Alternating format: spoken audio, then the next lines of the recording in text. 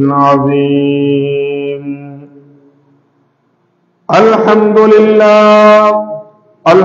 لله رب العالمين والعاقبة للمتقين والصلاة والسلام على سيد الأنبياء والمرسلين وعلى آله وأصحابه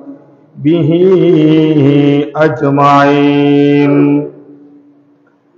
أما بعد فقد قال الله تعالى عز وجل في شان حبيبه ومحبوبه ومعشوقه ومطلوبه مخبرا وآمرا: إن الله وملائكته يصلون على النبي يا أيها الذين آمنوا صلوا عليه وسلموا تسليما. صلى الله على سيدنا محمد وآله وأصحابه وسلم. صلى الله على سيدنا محمد. اللهم صل على سيدنا مولانا محمد وعلى آل سيدنا जो मागर के काबा बनैया देहर गर के मदीना जैना माजे बसे बसे देखब सोनार मदीना। अल्लाहुम्मा सल्ली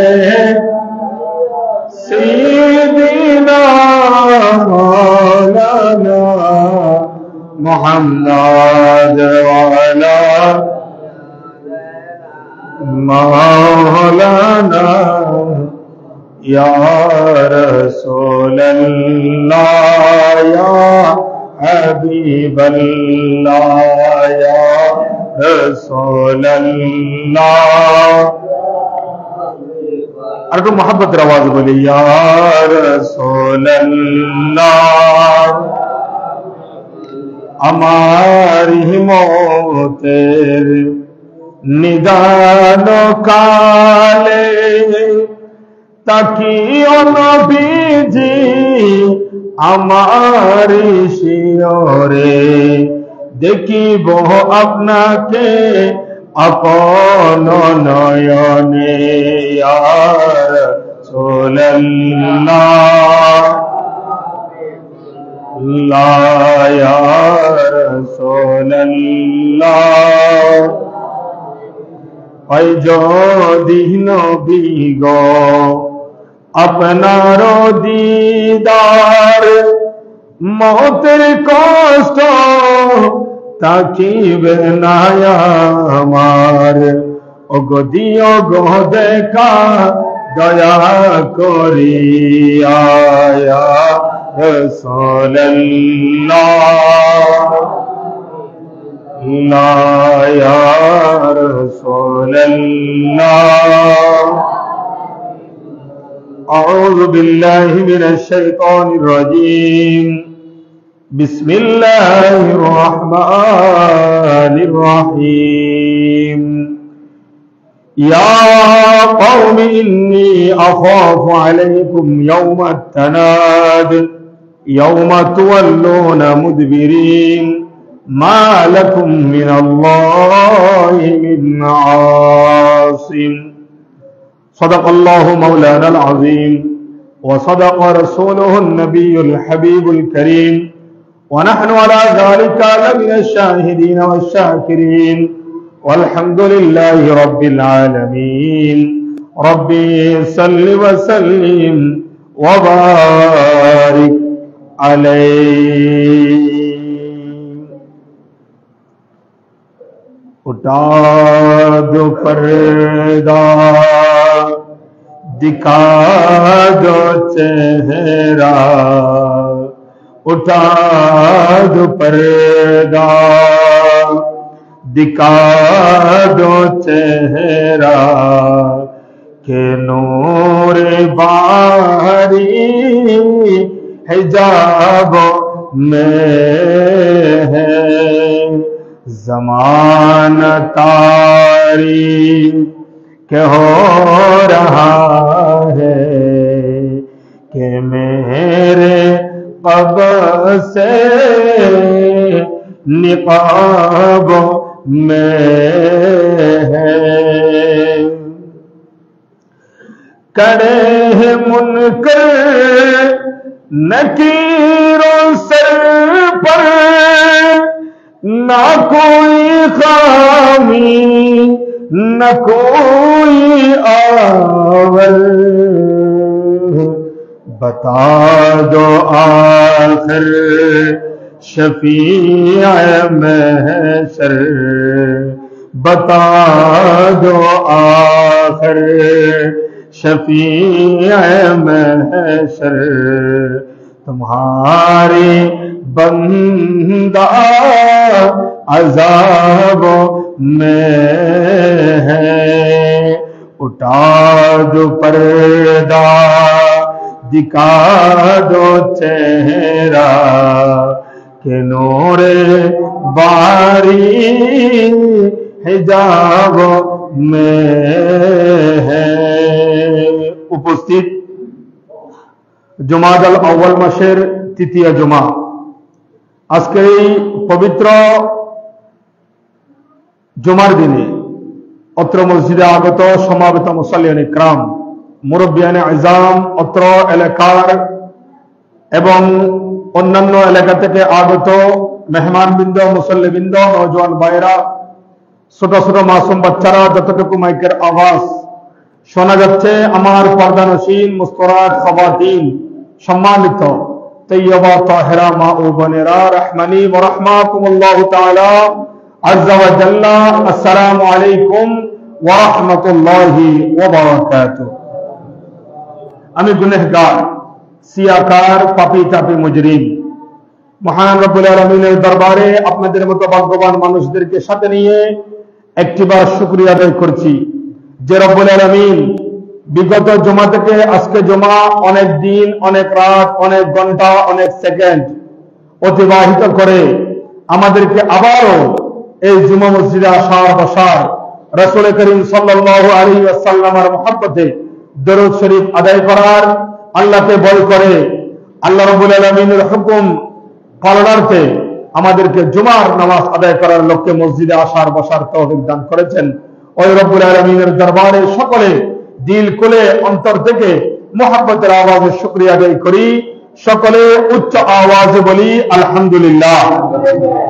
সাথে সাথে লক্ষ কোটি দরুদ ও সালামের নজরানা পেশ করছি সরওয়ারে কায়নাত, ফখরে মওজুদাত, রহমাতুল লিল আলামিন, শফিউল মুজনবিন, আকা মাওলা মালজা মুহাম্মদুর রাসূলুল্লাহ সাল্লাল্লাহু আলাইহি ওয়াসাল্লামের নূরানী চরণে। সাথে সাথে শ্রদ্ধা ভরে স্মরণ করছি সমগ্র সাহাবায়ে کرام, তাবিঈন, তবে তাবিঈন, আইম্মায়ে মুজতাহিদিন, খুলাফায়ে রাশিদিন, বিশেষ করে এই এলাকা থেকে, প্রত্যন্ত অঞ্চল থেকে আমাদের মুরব্বীরা, যাদের মাধ্যমে আমরা ঘর বাড়ি, এলাকা, সমাজ উপহার পেয়েছি, মসজিদ, মাদ্রাসা, খানকা, রোড ঘাট, যাদের অবদানে আমরা পেয়েছি, আমাদের মুরব্বীরা যে যে কবরস্থানে শায়িত আছেন, আল্লাহ আজকে জুমার দিনের উসিলায় আমাদের সকল মুরব্বীদের জিন্দেগানের গুনাহ মাফ করে আদার কবরকে জান্নাতের বাগান বানিয়ে দিক। সকলে উচ্চ আওয়াজে বলি আমিন। সাথে সাথে দোয়া করি, যে ব্যক্তি মৃত্যুর আগেও এশারের নামাজ এই মসজিদে জামাত সহকারে আদায় করেছে, আজকে দেখতে না দেখতে 7 দিন হয়ে গিয়েছে। আমরা কেউ কেউ খাবার দাবার তার নামে ঈসা আলাইহিস সালামের উদ্দেশ্যে গ্রহণ করে ফেলেছি, কিন্তু ওই ব্যক্তি আমার চোখে এখনো বাঁচতেছে, জুমার নামাজ পড়ার জন্য এইদিকে নয়তো এইদিকে আমার কথাগুলো যেন ভালো করে শুনতে পারে, আমাকে যেন দেখতে পারে কি বলে হুজুর, আমার সামনে একেবারে বসতেন। আজকে 7 দিন হয়ে গিয়েছে, ওই ব্যক্তির সাথে আমাদের বিদেশ থাকলে টেলিফোনে কথা হতো, যে কোনো ভাবে না যে কোনো কারো মাধ্যমে খবর নিয়ে যেত। কিন্তু আমাদের এমন কোনো শক্তি নেই, এমন কোনো পরিস্থিতি নেই, যত শক্তি থাকুক, যত টাকা থাকুক, যত ক্ষমতা থাকুক না কেন, 1 মিনিটের জন্য তার খবর নেওয়ার, তার থেকে উল্টা আমরা খবর পাবো, এরকম কোন ব্যবস্থাপনা জোরে বলেন না আছে? সর্বোপরি আমাদেরকেও মরহুম মোহাম্মদ দৌলত মিয়ার মতো চলে যেতে হবে। হয়তো আগামী জুমাবার নয়, আজকে মারা গেলে আগামী সোমবারেও আমার 7 দিন হয়ে যেতে পারে। এই কথা মাথায় রেখে আল্লাহ আমাদেরকে বাস্তব জীবনে চলার, বাস্তব জীবনের সকল কাজ, সকল ক্ষেত্রে আমাদেরকে আল্লাহ যেন মৃত্যুর কথা সামনে রেখে চলার আমাদেরকে তৌফিক দান করে, জোরে বলেন আমিন। এবং আমরা সবাই দোয়া করি এই এক মসজিদের একজন মুসল্লি হিসাবে, এই মসজিদের একজন পঞ্জাগানা নামাজি হিসেবে আল্লাহ যেন মোহাম্মদ দৌলত মিয়ার জিন্দেগানের জীবনের গুনাহ যেন মাফ করে, তার ছোট খবরকে আল্লাহ বড় করে দিয়ে তার খবরকে যেন জান্নাতের বাগান বানিয়ে দিয়ে, সকলে বলি আমিন। কুরআনুল কারীমের একটি আয়াত, সময় সংক্ষেপ, আমি কথা আলোচনা দীর্ঘায়িত করব না। কুরআনুল কারীমের একটি আয়াত যেটা খুতবায় এসেছে, আমি সেটা তেলাওয়াত করেছি। আল্লাহ আমাকে সত্য এবং সঠিক কথাটা আপনাদের সম্মুখে বলার, আপনাদেরকে শুনে বুঝে আমল করার এবং আমাকেও বাস্তব জীবনে আমল করার আল্লাহ তৌফিক দান করুক, আমিন বলেন। আল্লাহ বলেন, বিসমিল্লাহির রহমানির রহিম, ইয়া কওমি ইন্নী আখাফু আলাইকুম ইয়াউমাত তানাদ। ইয়া কওম, আল্লাহ একটি পুত্রকে বলতেছে। এই পুত্র যদি বিশ্লেষণ করা হয়, এখানে বোঝা যাচ্ছে আল্লাহ, আমরা যারা আল্লাহর বান্দা আছি, যারা আল্লাহর উপর ঈমান এনেছি, বিশ্বাস আছে, এই পুত্রকে আল্লাহ বলেছেন। যদি আবার অন্যান্য শব্দকে নিয়ে যান, সকল জাতিকে আল্লাহ বলেছেন ইয়া কওম, হে পুত্র। তারপরে বলা হচ্ছে ইন্নী আখাফু আলাইকুম ইয়াউমাত তানাদ, হে পুত্রের মানুষ, হে মানুষেরা, আমি তোমাদের ব্যাপারে হাসরের ভয় করছি। ইয়া কওম ইন্নী আখাফু আলাইকুম ইয়াউমাত তানাদ, আমি তোমাদের ব্যাপারে দুনিয়ার নয় হাসরের ভয় করছি। কেন আল্লাহ? আল্লাহ তুমি আমাদেরকে এই কথা কেন বলতেছো? আমরা তো জানি কিয়ামতের ময়দান হবে, সেখানে আমরা কোনোভাবে নয় কোনোভাবে, কোনো উসিলাই আমরা পার পেয়ে যাব। আল্লাহ বলে নয়, তার আগে অনেক কথা আছে, তার আগে অনেক হিসাব আছে, তার আগে অনেক বিবেচনা আছে। সেই ব্যাপারে আমি তোমাদের সম্পর্কে ভয় পাই। কি? ইয়াউমা তুওয়াল্লুনা মুদবিরিন, যেদিন তোমাদের পশ্চাৎপরণ করা হবে।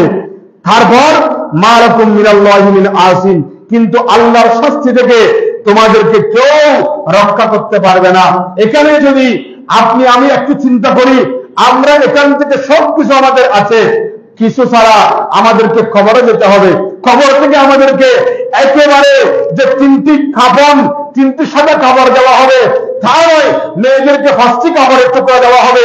এগুলো সবকিছু রেখে আমাদেরকে মায়ের পেট থেকে আমরা যেভাবে এসেছি, ওইভাবে উলঙ্গ অবস্থায় আমাদেরকে আবার কিয়ামতের ময়দানে চলা হবে নিজ নিজ কবরে থেকে। জোরে বলেন সুবহানাল্লাহ।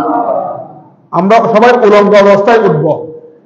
এই কথার নিরিখে হযরতে মা আয়েশা সিদ্দিকা রাদিয়াল্লাহু তাআলা আমার নবীর স্ত্রী, উনি মদিনা শরীফের মহিলাদের মধ্যে গ্রেড মুক্তি ছিলেন। উনি বলতেছেন, ইয়া রাসূলুল্লাহ, আমার নবী সেবা করতেছে, মাথার মাথা চুলে দিচ্ছে, চুল আশ্রিয়ে দিচ্ছে। ওই সময় মা আয়েশা সিদ্দিকা বললেন, ইয়া রাসূলুল্লাহ, আপনি যখন কায়নাতের সবকিছু জানেন, আমি আপনার থেকে একটি কথা জানতে চাই। ইয়া রাসূলুল্লাহ, হাদিসের মধ্যে এসেছে কিয়ামতের ময়দানে সব মানুষ উলঙ্গ অবস্থায় উঠবে। নবী, আমাকে তো কেউ কোনোদিন কোনো দেখে না, পুরুষ আমার চেহারা দেখে নাই, আমি যদি উলঙ্গ অবস্থায় উঠি তখন আমার কি অবস্থা হবে? তখন একজন আরেকজনকে দেখবে না। তখন আমার নবী উত্তরে বলে দিচ্ছেন, এই আয়াতের নিরিখে বলতেছি, আমার নবী মা আয়েশা সিদ্দিকাকে বলতেছেন, আয়েশা শোনো, এটা এমন ময়দান নয় যে ময়দানে একজন উলঙ্গ আছে আরেকজন দেখবে। নিজেকে নিজে বাঁচানোর জন্য তারা দৌড়তে থাকবে, নিজের গ্রামে নিজে সাঁতার কাটবে। একজন উলঙ্গ আছে নাকি কাপড় ভরা আছে, ওটা দেখার কারো কোনো সুযোগ যেটা বলেন না, কারো কোনো সুযোগ নাই। আপনি উলঙ্গ আছেন নাকি কাপড় পরা আছেন, সেটা অন্যের দেখার কোনো সুযোগ নাই, ওই সময় নাই। শুধু তা নয়, আপনারা যেটা জানেন, আপনার পাশে আপনার ছেলে দাঁড়িয়ে থাকবে, আপনার পাশে আপনার মেয়ে দাঁড়িয়ে থাকবে, আপনার সামনে আপনার মা দাঁড়িয়ে থাকবে, আপনার পাশে আপনার বাবা দাঁড়িয়ে থাকবে, আপনার ছেলে মেয়ে যাদেরকে আপনি নিজের রক্তকে গাম বানিয়ে খাওয়িয়েছেন, আপনার স্ত্রী যার জন্য আপনি নিজের বাবা মা ভাই বোন সকলকে ফর করে অন্য করে আলাদা হয়ে গিয়েছেন, ওই মহব্বতের স্ত্রীও দাঁড়িয়ে থাকবে। তখন আপনার হিসাব আপনাকেই দিতে হবে। যখন আপনি আপনার স্ত্রীর কাছে তালাশ করবেন, আমাকে কিছু আমল দাও, আমি তো জান্নাতে যেতে পারতেছি না। আপনার ছেলেকে যখন আপনি বলবেন, বাবা আমি তো তোমাকে জন্ম দেওয়ার পরে সমস্ত কিছু বলে দিয়েছি, দুনিয়ার যা কিছু আছে সবকিছু থেকে তুমি আমার ছেলে, আমি তোমাকে বেশি ভালোবেসেছি, বাবা আমাকে কিছু দাও, আমি জান্নাতে যাওয়ার জন্য বেঁধে গিয়েছি। তখন আপনার ছেলে আপনাকে চিনবে না, আপনার মেয়ে আপনাকে চিনবে না, আপনার কলেজের টুকরা স্ত্রী আপনাকে চিনবে না। তখন নিজের চিন্তায় নিজের কাজে নিজে মগ্ন থাকবে। তখন আপনাকে পিছনে গেলে ওরা সামনের দিকে ওনাদের আমল নিয়ে চলে যাবে। সেজন্য এখানে আল্লাহ বলতেছেন, ইয়াউমা তুওয়াল্লুনা মুদবিরিন মা লাকুম মিনাল্লাহি মিন আসিম। তোমরা যে দুনিয়া নিয়ে পাগল হয়ে গিয়েছো, এই দুনিয়ার সকল মানুষ তোমাদেরকে দেখে না দেখার দান করে নিজ নিজ আচরে নিজের আমল নিয়ে নিজেই জান্নাতে চলে যাওয়ার চেষ্টা করবে। তোমার মেয়ে তোমাকে দেখবে না, তোমার ছেলে তোমাকে দেখবে না, তোমার বন্ধু তোমাকে দেখবে না, তোমার জন্মগত বাবা তোমাকে দেখবে না, তোমার আমল দিয়েই তোমাকে জান্নাতে যেতে হবে। উচ্চ আওয়াজে বলেন সুবহানাল্লাহ। সালাতুন ইয়া রাসূলুল্লাহ, সালামুন ইয়া হাবিব। সংক্ষেপ কথা, যেহেতু নিজ নিজ খবরে নিজেকেই যেতে হবে, নিজ নিজ আমলনামা নিজেকেই দেখাতে হবে, সুতরাং আমাদেরকে দুনিয়ায় থাকতে খবরের প্রস্তুতি নেওয়ার দরকার আছে না নাই? সেজন্য আমরা সবাই জান্নাত কামনা করি, জান্নাতের চাবি নামাজ পড়ার চেষ্টা করি না। আমি বারবার এই কথা বলি, কারণ আমি বারবার বললে আপনাদের বিরক্ত লাগে। আপনারা বলতেছেন, কিরে হুজুর প্রতি সময় কেন নামাজের কথা বলে? আরে ভাই, আমি নয়, আমার জবান তো নাফা, আমার মতো লক্ষ কোটি মানুষ আছে, আমার মতো হাজার কোটি মানুষ দুনিয়ায় আছে, আমার তো সামদার মুখ সমস্যা নাই, কিন্তু যে মুখের কোনো তুলনা নাই এটা হচ্ছে রাহমাতুল আলামিন। যে মুখের সাথে কোনো তুলনা দিলে মুখকে মুখ বললেও আমাদের মতো বললে ইমান চলে যাবে, তিনি হচ্ছেন খুদা লা ইলাহা ইল্লাল্লাহ। আল্লাহ একবার বিদার নয়, ডাইরেক্ট ৮৩ বার বলেছেন, আর আকার ইঙ্গিতে তো ১০০০ বার বলেছেন। এখানে এক একভাবে এক এক জায়গায় বুঝিয়েছেন। আল্লাহ যদি ৮২ বার বলে, আমাদেরকে ১০০০ বার বললেও কি সমস্যা হবে? সেজন্য আমি বলবো, আপনি জাহান্নাম থেকে বাঁচতে চাইলে, খারাপ থেকে বাঁচতে চাইলে, সকল নাফরমানি থেকে বাঁচতে চাইলে আপনি আগে নামাজকে প্রাধান্য দিতে হবে। আল্লাহ আমাদের সকলকে ৫ ওয়াক্ত নামাজ হিসেবে কবুল করুক, আমিন বলেন। আরেকটি সময়ের ভিতরে যে আমি আজকে ধারাবাহিক যে আলোচনা রেখেছি, কোরআনুল কারীমের আয়াতের নিরিখে আমরা সবাইকে মৃত্যুবরণ করতে হবে, কিন্তু রাসূল করিম সাল্লাল্লাহু আলাইহি ওয়াসাল্লাম বলেছেন, ভালো মৃত্যুর ৪টি আলামত রয়েছে। কয়টি? সূত্র বলেন কয়টি? এগুলো হাদিসের কথা। ভালো মৃত্যুর ৪টি আলামত রয়েছে। আমি এগুলো বারংবার বলেছি, হয়তো বছর খানেক আগেও একবার বলেছি মৃত্যুর আলোচনা করতে গিয়ে। ভালো মৃত্যুর আলামত ৪টি। কারো কোনো কথা যদি গায়ে লাগে আমার কাছে প্রশ্ন করবেন, কোনো কথা যদি কারো গায়ে লাগে আমার কাছে প্রশ্ন করবেন। আমি কোরআন হাদিসের জ্ঞানটা আপনাদের কাছে পৌঁছে দিচ্ছি। হাদিস শরীফ নবীর বাণী, কোরআন আল্লাহর বাণী। আমি যদি বলি দোষ কি আমার নাকি যাদের বাণী তাদের দোষ? কোরআন শরীফের কথা হইলি খনিকের যদি হারাম লাগে, ইয়েন কি আর দোষ নাকি আল্লাহ বলে শত্রুতায় আসবে? আর তো দোষ না, আর তো শুধু ফজা বিদ্যা না। আসুন, ৪টি আলামতের মধ্যে ১ নাম্বার হচ্ছে কালিমা পড়ে মৃত্যুবরণ করা। সুবহানাল্লাহ বলেন। কালিমা পড়ে কি করা? মৃত্যুবরণ করা। এটা হচ্ছে ভালো মৃত্যুর ৪টি আলামতের মধ্যে ৪টির মধ্যে ১ নাম্বার। এখন আমি যদি আপনাদেরকে বলি, কেউ কোনো মনে কষ্ট নেবেন না, আমরা সবাই একই সাথে সবাই গান গাই, কালিমা কালামো ভাই আমার কিছু দরকার নাই, এই কথাটা সম্পূর্ণ কোরআন হাদিস বিরোধী। কারণ মৃত্যু সজ্জায় আমি গত সময় আলোচনা করেছি, হযরতে আলকামা আমার নবীর একজন সাহাবী, মায়ের সাথে বিয়াদবি করার কারণে ওই নবীর সাহাবী হওয়ার পরেও দানের মধ্যে 1 নাম্বার, সৎকার মধ্যে 1 নাম্বার, রোজার মধ্যে 1 নাম্বার, নামাজের মধ্যে 1 নাম্বার, জামাতের মধ্যে 1 নাম্বার, কিন্তু মায়ের সাথে দ্বিমত আছে, সেই কারণে কালমা নসিব হয় নাই। আমার নবী বলতেছেন, এই জায়গায় বলেছেন যদি সবকিছু ঠিক থাকে ও কালমা নসিব হয়ে যদি মারা না যায় তাহলে ওর 90% জাহান্নামের দিকে ধাবিত হওয়ার সম্ভাবনা আছে। যারা বলেন নাউজুবিল্লাহ। তাহলে কালিমা পড়ে মৃত্যুবরণ করা ভালো মৃত্যুর 4টি আলামতের মধ্যে কয় নাম্বার? কে লিখেছে কে বলেছে জানি না। কালিমা কালামা ভাই আমার কিছু দরকার নাই, এই কথাগুলা কিন্তু বলা যাবে। কালিমা পড়ে মৃত্যুবরণ করা ভালো মৃত্যুর 1 নম্বর আলামত। দ্বিতীয় নম্বর আছেন, দ্বিতীয় নম্বর হচ্ছে সদকা করার সাথে সাথে মৃত্যুবরণ করা। কি করা? একজন মানুষ সদকা করেছে, সদকা করার সাথে সাথে ওই মানুষ মৃত্যুবরণ করেছে। তৃতীয় নম্বর, মানুষের মৃত্যুর পরে কপাল বেড়ে যাওয়া। মানুষ আরা খুঁজবে মরি গিয়ে মরিয়ে একবার বরাবর ঢুকে গিয়ে, কিন্তু কিছু কিছু মানুষ দেখা যায় আপনি বুকে হাত দিলে, কপালে হাত দিলে, মুখে হাত দিলে দেখা যায় এখনো তপ্তাজা গাম। এই গেমে যাওয়া, কপাল গেমে যাওয়া, মুখ গেমে যাওয়া, এটা হচ্ছে বড় মৃত্যুর আলামতের মধ্যে 4টির মধ্যে 3 নাম্বার। চতুর্থ নাম্বার হচ্ছে মৃত্যুবরণকারী যে ব্যক্তি, প্রথম নাম্বার কালিমা পড়া, দ্বিতীয় নাম্বার হচ্ছে দান করার পরে মৃত্যুবরণ করা, তৃতীয় নাম্বার হচ্ছে যে কপাল গেমে যাওয়া, চতুর্থ নাম্বার হচ্ছে যে জুমার রাত অথবা জুমার দিনে মৃত্যুবরণ করা। জুমার দিন এবং জুমার রাতের মধ্যে এমনও আমার নবীর হাদিস আছে, লাইলাতুল কদর, লাইলাতুল বরাত, রমজান, এগুলো থেকেও বেশি ফায়দা। এবং যারা অন্যান্য দিন এগুলো থেকে আলাদা হয়ে যারা জুমার রাত অথবা জুমার দিনে মারা যাবে, ওই ব্যক্তির জন্য স্পেশালিটি হচ্ছে সকল মানুষের ক্ষেত্রে কবরের আযাবটা হবে, মাটির ছাপটা দিবে, কিন্তু যারা জুমার দিনে জুমার রাতে মারা যাবে ওই ব্যক্তিদেরকে কবরের ছাপ দিবে ঠিক মাটি। কিন্তু যখন মাথা ব্যথা করে তখন আমাদের মাথা যদি টিপে দেয় তাও ছাপ দেওয়া না, আবার যদি আপনাকে যদি দেওয়ালের সাথে গাড়ি ছাপা দেয় সেটাও ছাপা দেওয়া। এখন মাথা টিপে দেওয়া এটা হচ্ছে আরামের বিষয়, আবার গাড়ি ছাপে দিলে কি এবার তো ছাপ, এবার আরাম না নাকি মহৎ?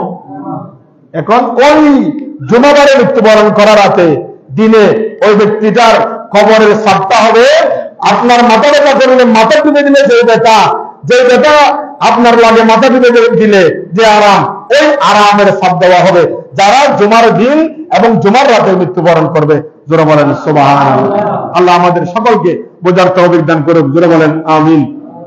সময়ের ভিতরে আমি শেষ করব আরেকটি হাদিসে মুবারাকা, যদিও বা গল্পের মতো, কিন্তু এটা বুখারী শরীফের হাদিস। কোন শরীফের হাদিস? আচ্ছা বলেন তো, বুখারী শরীফ কোরআনুল কারীমের পরে যার স্থান, ওই হাদিস শরীফের নাম হচ্ছে বুখারী শরীফ। ওই বুখারী শরীফের হাদিসের মধ্যে বলা হচ্ছে আমরা যে এখন তুহমত দিই কথায় কথায়, কি কোন জায়গায় যদি মুন্সি আসে জায়গা মেপে দেওয়ার জন্য, নির্দিষ্ট করার জন্য সীমানা, তখন বলে যে আপনারা তারা বেশি জায়গা মানুষ আছিল, আর বাপ এত বেশি বানানো আছিল তো পরে সোনা হতো দিই আর মাপে দিয়ে দূর। আবার তারপরে গিয়ে এরকম আমরা করতে করতে একেবারে সাহাবা একরাম থেকে শুরু করে আউলিয়া একরাম সহ সকলের সমালোচনা করতে থাকি। অতএব আমাদের মুরব্বীদের সমালোচনা আমাদের মুখে আসে না নাই? মুরব্বীরা এখন পালা তেমন বড় নহর, কিন্তু আমার নবী হাদিসে পাকের মধ্যে বলেছেন, এই হাদিস থেকে আপনারা বোঝার জন্য আমি বলতেছি, একজন মানুষ একটি জায়গা বিক্রি করেছে, জমি, হাদিস বুখারী শরীফের হাদিস। জমি বিক্রি করার পরে 1 দিন 2 দিন 3 দিন পর যখন যে মানুষ জমি ক্রয় করেছে ওই মানুষ ওই জমিতে দখল করতে যাবে না? আপনারা কথা বুঝতে লাগবেন না? একদম মানুষ এখন জমিন কিনলি আয় ওরকম কিনলি দেরি তো 3 দিন বাদ আর দখল করবে না যাই। ওই মানুষ যখন 2, 4, 5 দিন পর যখন ওই জমিতে গেল, জমিতে উনি শ্বাস করার জন্য ব্যবস্থা করতেছে, 2, 4, 5 দিন পর কিনার 2, 4, 5 দিন পর দেখা যাচ্ছে ওই জমিতে একজন ওই মানুষটা একটা স্বর্ণের ব্যাগ পেল। সুবহানাল্লাহ বলেন। এটা বুখারী শরীফের হাদিস। আবার গল্পনা ক্রয় করার পরে যখন শ্বাস করতে গেছে, যখন উনি খনন করতেছে, মাটি খুঁড়তেছে, তখন দেখা গেল একটা স্বর্ণের ব্যাগ পেল, ওই স্বর্ণের ব্যাগটা ওই মানুষটা নিয়ে ঘরে যায় নাই, যার থেকে জমিন ক্রয় করেছে ওই মানুষটার কাছে সরাসরি চলে গেছে। সুবহানাল্লাহ বলেন। এখন আমরা যদি অনেক কিছু কিনি, বিল্ডিং একটা গোড়া কিনিলি, কোনার মাঝে যদি স্বর্ণ একটা আগে গা থেকে বেতরে ইয়েন কি চলাচলের লোকে বুঝে না কি টাকা দৌড় দিবে, ইয়েন লোক চলাচলের বার দৌড় দিবে, বিল্ডিং তো কিনে গেলে তো স্বর্ণ সেখানে কেন আগে আমারই যায়, কারণ ইয়ে আরেক জনক যেই। কিন্তু আগের যুগে মানুষ দেখেন, এটা হাদিস শরীফ, এখানে সন্দেহ করার কিছু নাই। ওই মানুষটা যখন স্বর্ণের ব্যাগটা ফেলো, এটা নিয়ে আগের মানুষ যিনি আছে ওনার কাছে চলে গেছে। যাওয়ার পরে বলতেছে, ভাই আপনি কিছু মনে করিয়েন না, আমি আসতে একটু দেরি হয়েছে, যে আমি বোঝগাছ হয়ে একটু রেডি হয়ে আসতে হয়েছে আপনার এই জিনিসটা নিয়ে। এটা কি, আমি আপনার থেকে যে জমি কিনেছি ওই জমিটা আমি শ্বাস করতে গিয়েছি, শ্বাস করতে যাওয়ার পরে দেখলাম মাটি খুঁজতেই একটা স্বর্ণের এই ব্যাগটা আমি পেলাম, সেটা আমার নয়, সেটা আপনার। সুবহানাল্লাহ বলেন। এই যুগের মানুষ নয়, আগের যুগের মানুষ। এখন আরো হলে তো খোবাখবি শুরু হয়ে যাবে। এই সপ্তাহ নয়, ডেলি নতুন নতুন খবর দেখতেছেন না আপনারা, বাইরে বাইরে মারামারি। এই আমি জুমায় আসার আগে আমার মামাকে বলতেছে, মানে রেডি হচ্ছে আর কি, আমার নানার বাড়িতে, অর্থাৎ রাজুর বাড়ির যে মসজিদ আছে, মসজিদের পশ্চিম পাশে আব্দুল শুকুর, কিন্তু তখন থেকে ধনী, বিরাট পয়সাওয়ালা, ছেলে মেয়ে সবাই নিয়ে বিদেশে থাকতো। জমার আগে যাওয়ার আগে স্বাস্থ্য জায়গার সাথে বাড়াবাড়ি হয়েছে, ধাক্কা দিয়ে জায়গাতে পড়ে গেছে, পরে যাওয়ার পর মরে গেছে। বিবির হারে আনতে পারে নাই। দুনিয়া আসুন, যখন ওনার কাছে চলে গেছে, উনি বলতেছে, ভাই এটা আমার না, আমি জমি বিক্রি করে দিছি, জমিতে যা আছে সবকিছু আপনাকে বিক্রি করে দিছি, এটা আমি নিতে পারবো না। সুবহানাল্লাহ বলেন। এখন যখন ওরা দুজনে একেবারে হতে না, উনি বলতেছে আপনি নিতে হবে, উনি বলতেছে আমি নিব না, দেওয়ার জন্য নেওয়ার জন্য একেবারে চক্র লেগে গেছে। তখন মাঝখানে একজন মানুষ গিয়ে বলতেছে, যেহেতু আপনি দিবেন উনি নিবে না, এখন এটা নিয়ে চক্র চলতেছে, আপনারা এক কাজ করেন, আমাদের যিনি বিচারক আছে খাজি, ওনাকে একটু বিচার দেন, বিচার দেওয়ার পরে ওখানে যা ফসলা হয় আপনারা তা বানিয়েন, এখানে আর চক্রা করিয়েন না। আচ্ছা ঠিক আছে, আগামীকালকে বিচারের ডেট। স্বর্ণের ব্যাগটা ওই খাজিকে দেওয়া গেল, ওনার কাছে আছে। একদিন পর ওনারা যখন গেল, যাওয়ার পর খাজি বলতেছে, আচ্ছা বসেন, যেহেতু আপনি ক্রয় করছেন, আপনি মালিক, আপনি এটা নিয়ে যান, ওনার কোনো দাবি নাই। উনি বলতেছে, আমি ক্রয় করছি জমি, আমি স্বর্ণের ব্যাগ ক্রয় করি নাই, আমি স্বর্ণের ব্যাগ নিব না, স্বর্ণের ব্যাগ ওনাকে দিয়ে দেন। তখন এই কথা বলতে বলতে ওখানে ওরা যখন চক্রাবে দেখেছে, তখন খাজি বলতেছে, আচ্ছা দুজনে আপনারা বন্ধ করেন, আগে বলেন আপনার উপযুক্ত ছেলে মেয়ে কে আছে। কাকে, যিনি জায়গা ক্রয় করেছে ওনাকে বলতেছে, উনি বলতেছে আমার একটা মেয়ে আছে উপযুক্ত বিয়ে দেওয়ার। যার থেকে কিনেছে ওকে বলতেছে, আপনি বলেন আপনার উপযুক্ত কি আছে, ছেলে আছে মেয়ে আছে। উনি বলতেছে আমার একটা ছেলে আছে উপযুক্ত বিয়ে করানোর। তখন খাজি বলতেছে, যাক এটা কেউ নিতে হবে না, আপনার ছেলে আপনার ওনার মেয়ের সাথে আগামীকালকে বিয়ে, এই বিয়ের উপহার হবে এই স্বর্ণের ব্যাগ। সুবহানাল্লাহ বলেন। এটা দুজনে ভাগ করে নিয়ে যাবে স্বামী স্ত্রী, তাহলে দুজনেই পেয়ে গেলেন। তো সুতরাং আমরা যে আমাদের জায়গায় দাঁড়িয়ে আমাদের মুরব্বীদের সমালোচনা করি, ওদের থেকে আমাদের তাকওয়া, ওনাদের থেকে আমাদের যে ভয় আল্লাহর প্রতি, আউলিয়া কেরামের প্রতি মহব্বত, মা বাবার প্রতি মহব্বত আমার জানা নাই। এখানে যারা মুরব্বী আছে, যাদের দাড়ি সাদা হয়ে গিয়েছে, এখনো পর্যন্ত ওরা মনে হয় মা বাবার নাম সরজের ধরে না, আমাদের মতো মা বাবার নাম ধরতে ভয় পায়। কিন্তু আমরা তো এখন নিজের ছেলের নাম ধরে না, নিজের ছেলেকে ডাকে আব্বু, আর নিজের বাবার নামটা একেবারে মুখস্থ হয়ে গেছে, মায়ের নামটা মুখস্থ হয়ে গেছে। স্ত্রীর নাম ধরতে ভয় ভাই, অনেক গার্লফ্রেন্ড সব দেননি বউয়ে, কিন্তু মায়ের নামটা ধরতে অ্যাভেলেবেল। সুতরাং এই কাজগুলার কারণে সমাজের মধ্যে এত অধঃপতন, দেশের মধ্যে এত আযাব, দেশের মধ্যে এত গজব। আল্লাহ যেন আমাদেরকে সঠিক রাস্তায় থেকে শরীয়ত মতে আমাদেরকে কোরআন